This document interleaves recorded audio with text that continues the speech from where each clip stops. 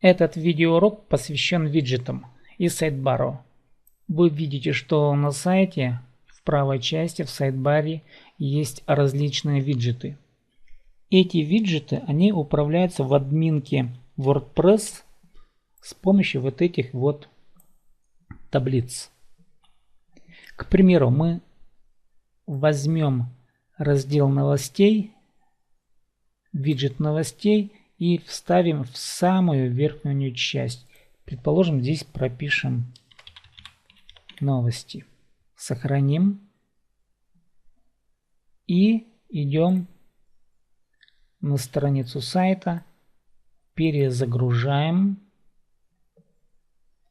и видим, что у нас появился виджет новостей, в котором отражены все последние сообщения блога или новостного сайта. Таким образом размещаются все виджеты, технология их очень проста. Давайте посмотрим, как можно видео вставить из YouTube на сайдбар сайта. Нам нужно выбрать определенное видео, к примеру, вот это. Идем в раздел «Поделиться». Необходимо выделить часть «Сгенерировать HTML». И нам покажут HTML-код. Скопируем. Ctrl-C. Теперь идем в админку нашего сайта. Выбираем виджет текста. Мы поставим для нашего урока на самый верх. В это окно вставляем наш скопированный HTML-код. Даем название. Пока мы дадим рабочее название, видео из YouTube, предположим. Сохраняем. Идем опять на наш сайт.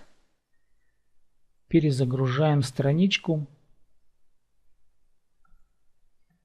И мы видим, что YouTube у нас появился теперь в сайдбаре. Но размеры данного видео можно еще здесь настроить. Подгонка видео производится здесь. Изменение размера. По ширине мы поставим, положим 300 и по высоте примерно поставим 250. Сохраним.